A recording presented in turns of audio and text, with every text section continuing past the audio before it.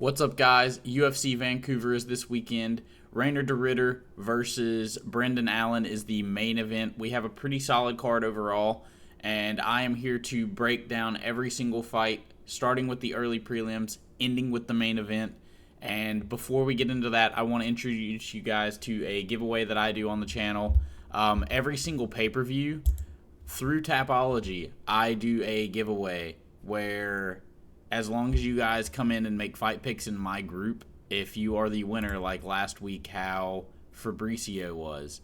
Fabricio wasn't the winner of the pay-per-view, but this is an example. If this had been a pay-per-view, I send out $100 to the winner every single pay-per-view. And it's just a way that I can engage with you guys, give you guys some money or something, give back to the community in a way. It is completely free to join. All you have to do is go to tapology.com/groups/2048, which I will link in the description, and then you just have to request to join and I let you in. Then you make your fight picks, save them. You'll see that in the end, and that's all you have to do. Win. And then put your CashApp information in the group area, and I will send it to you. Anyways, moving on to the card, which is a good card, but it starts off with a women's fight. So, as honorary on this channel, this is what we do for this. All right. There's that. There you go, boys. Moving on to the first fight of the evening, and a absolute banger. Our GOAT of this channel, Azamat Bakoyev, is back, and he's fighting Yusri Bulgari. We've had far too much time away from Azamat Bakoyev. He's been getting better. I know that. He's going to come in and destroy Yusri Bulgari. There is no way Yusri stands a chance in this fight. Our GOAT, Bakoyev, the man who slaughtered the bane of this sport, Ryan Loder. I love this man. Bakoyev, brother, this the guy. I gonna pick him number one. He gonna KO this man. I think he's gonna take him down. I think he's gonna dominate Yusri Bulgari and just smash his head through the back of the mat. I don't think Bulgari's kickboxing experience is gonna be too beneficial here because you have a great grappler, in my opinion. It might take until round 2 for Bakoyev to get the finish, but I'm going to pick round number 1. I love Azamat Bakoyev. I am the number 1 Azamat Bakoyev fan on YouTube, and you cannot say otherwise. I am the MMA YouTuber that stands this dude. This dude is going to be a champion one day. Fucking write it down now. Anyways, moving on to the next fight. Stephanie Luciano versus Ravina Oliveira. Again, this is what we do. Rodinia, or whatever you want to call her. She wins by decision. So that's probably what she'll win by if she wins. Moving on to the second fight of the evening, we have Kyle Prepolek versus Drew Dober.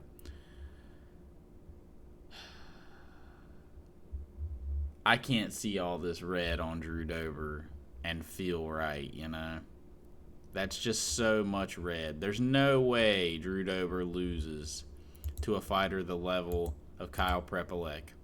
Now, I do think that he might struggle against Prepolek in some areas, but I do think that in exchanges, Drew Dober's going to end up catching Prepolek. They're the same age. Dober has fought at a higher caliber for his entire career. So I don't see why some people are... I do see why some people are picking Prepolek as the underdog here because they're thinking Drew Dober's on that Tony Ferguson skid, and maybe he is, but I cannot pick Kyle Prepolek to win a fight in the UFC against a guy who was close, if not right on the edge of top 15. At one point in his career.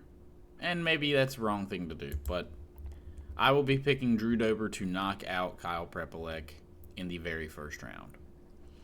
Moving on to the middleweight division. Wait, did Danny Barlow move up in weight? He sure did. Moving up to the middleweight division, we've got Danny Barlow versus Jordan Santos. Wait, did Jordan Santos? No, Jordan Santos was already a middleweight, I think. Danny Barlow moving up. I like Danny Barlow's skill set for the middleweight division, especially moving up as a welterweight. And I like the power he's got in his hands. And Jordan Santos is a very basic fighter. I've got Danny Barlow by round 2 knockout. Or he's not even a very basic fighter. He's a very odd fighter that just like tries to fight basic, and it's just awkward looking while he's doing it. Danny Barlow, a big southpaw striker, big power in his hands. Doesn't set up his strikes all too well, but sometimes he will set up his strikes fairly solidly. So I like the chances that he puts together more combinations than Jordan Santos. He's the bigger fighter of the two, apparently, height-wise, but I'm not too sure about that.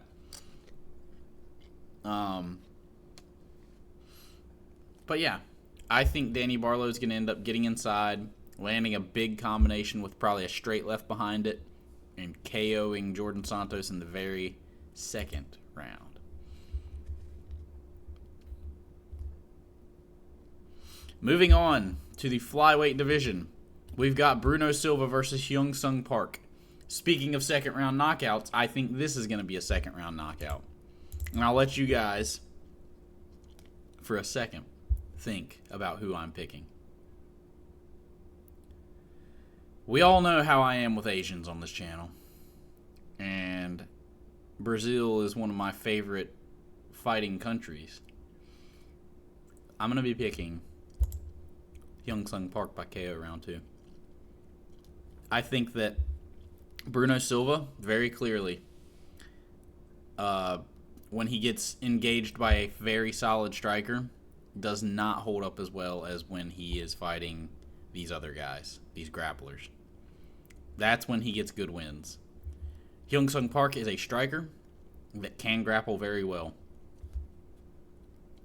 He throws combinations. He fights like a flyweight typically should. Bruno Silva fights like a higher weight class guy, throwing one strike at a time. And I think that's going to be what makes him pay. I think Hyung Sung Park's going to be looking to slip those shots and then counter with multiple. And I think when he counters with multiple, he is going to drop and then finish Bruno Silva off. Pause. With hooks. Anyways, I've got Hyung Sung Park by round 2 knockout. I think this is going to be a very fun card so far. Moving on to the bantamweight division.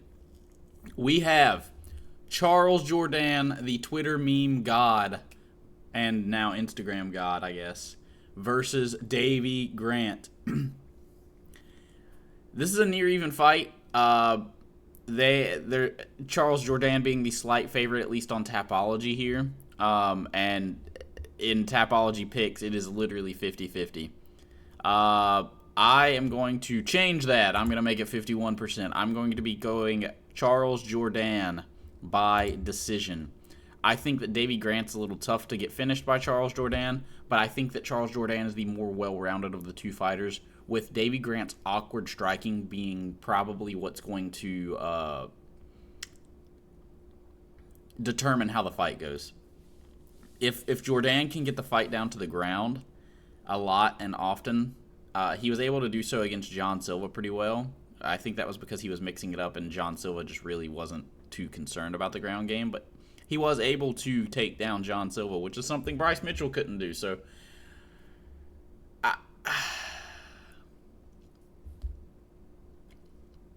they both have similar records. This is a near even fight. I am going to be picking the younger of the two fighters and the, in my opinion, more upsided fighter. And he is very skilled right now, Charles Jourdain. I think his straight strikes are going to be a slight problem for Davy Grant, who throws a lot of hooks. And I can see him poking, prodding his way to a decision, getting takedowns here and there, getting some control on top, and end up getting the decision over Davy Grant. Moving on to the main card, we've got Kyle Nelson versus Matt Frivola.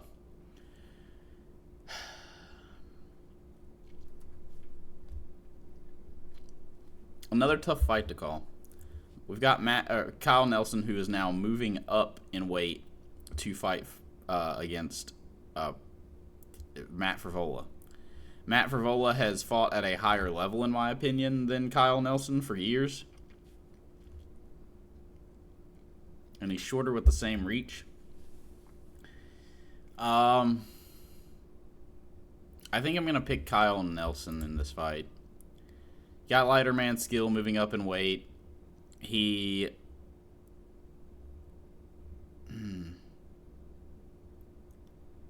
mean, they're both like knees to the head. People are acting like Frivola's chinny. I'm actually going to go with Frivola. I'm going to go with Frivola by knockout. I actually think Frivola is going to get this. People are acting like he's chinny, but really he's only eating big, massive shots like a knee or a kick to the head to knock him out. I don't think his chin is gone. I think Matt Frivola actually gets the win here. He also is shorter with the same reach, which I always tend to like in fights, and it tends to pay off pretty well as a thing, just so you guys know. I am going to be picking Matt Frivola by round 1 KO. I think he gets the job done here. He marauds forward a lot. He likes to be the pressure fighter. He likes to be the steamroller. So we will see if he can steamroll the monster in Kyle Nelson, and I think he will. Moving on to the bantamweight division yet again, we've got Cody Gibson versus Arichi Lang. I am going to be taking Cody Gibson by decision in this fight. I think that Cody Gibson is going to be taking down Arichi Lang over and over, and the fact that, the fact that Raul Rosas Jr. was able to do it makes me think Cody Gibson will be able to. And that's just my entire thing, because Cody Gibson is a pretty solid grappler. Might be too tall to take down Arichi Lang, but Arichi Lang is one of those lankier Asian dudes. So I've got Cody Gibson wrestling, grappling, winning the fight overall. A women's fight.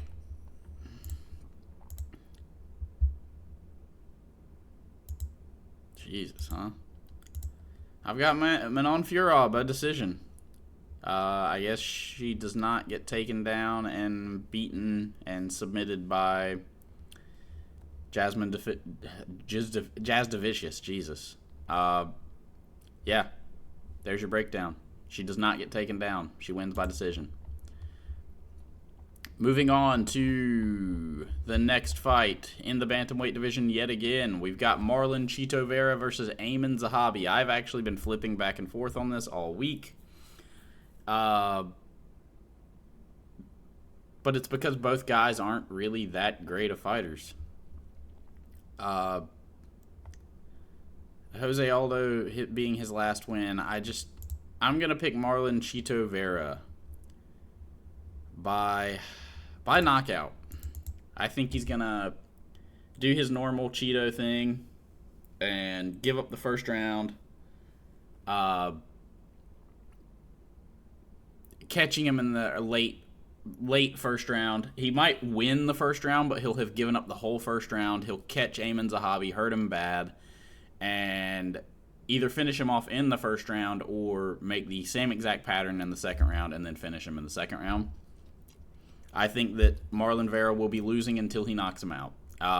That's just kind of what he does, or hurts him really bad and wins the decision.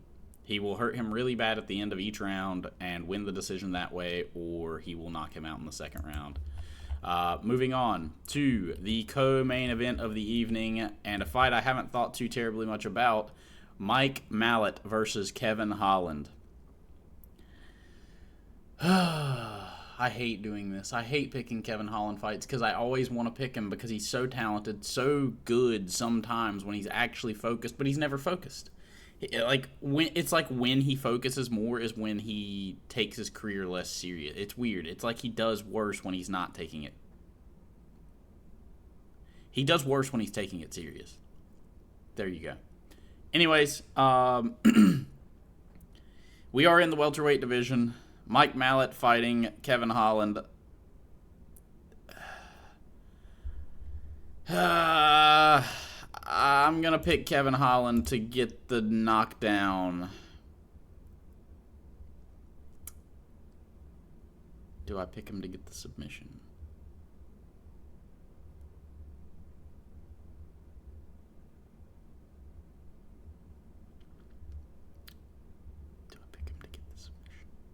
Do I pick him to get the submission is the question. I am picking Kevin Holland.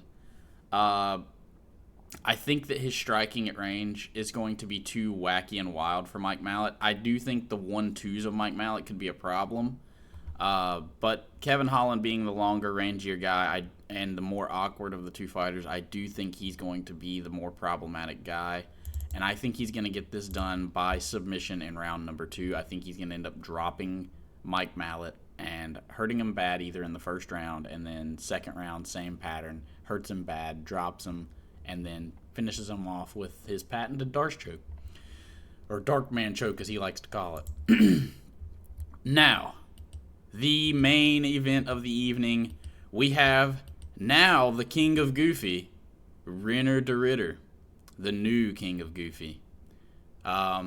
We clearly broke the fourth wall way too much with Drickus and his superpowers of being able to break the fourth wall himself and, drop pianos, anvils out of nowhere on people, Looney Tunes his way through a whole fight. We took that ability away from him by acknowledging it way too much, and now it has passed to Rener de Ridder, and we have another goofy goober in Brendan Allen, who just goofies his way into losing fights rather than winning them. So I'm going to pick the whole shebang to happen and goofiness, and we've got Rener de Ridder.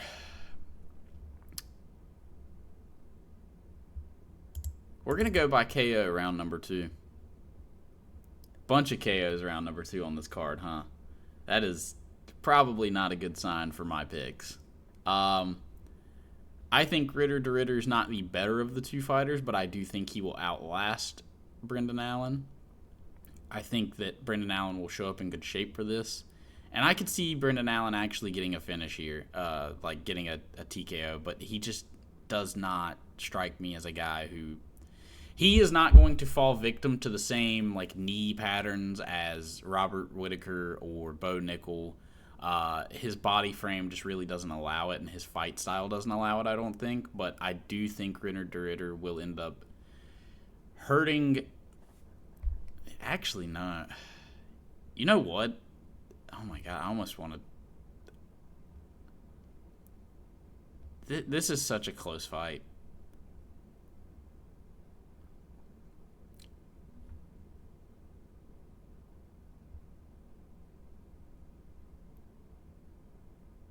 This is such a close fight. This is much closer, I think, than people are actually giving it credit for.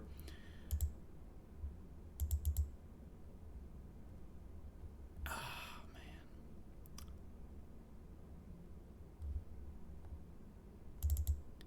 I'm going to pick round 3 KO. I think he's going to end up goofying his way through the whole fight. Brendan Allen will be doing good in round number 1 and number 2. And then Rener de Ridder will just land something that kind of either stuns Brendan Allen, or Brendan Allen will be doing something goofy as, Rener de Ridder lifts a knee up and gets caught on the chin. Anyways, these are my picks for the fights. I've got Rener de Ridder by round number 3 KO. Kevin Holland by round 2 submission. Cheeto Vera by round 2 KO. Furot by decision. Cody Gibson by decision. Matt Frivola by round 1 KO. Charles Jourdain by decision. Hyung Sung Park by round 2 KO. Danny Barlow by round 2 KO'd. Drew Dober by round 1 KO. Luciano by decision. Bakoyev, our GOAT, our king, by round 1 KO.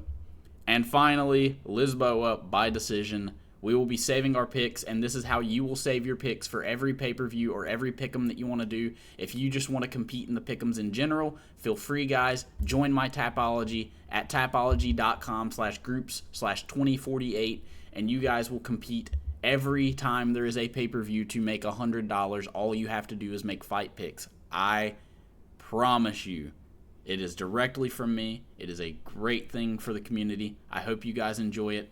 Like, comment, subscribe. That helps out. That will help increase that prize at someday. And anyways, you guys have a great rest of your day. Enjoy the fights, and I will see y'all for the Fight Companion.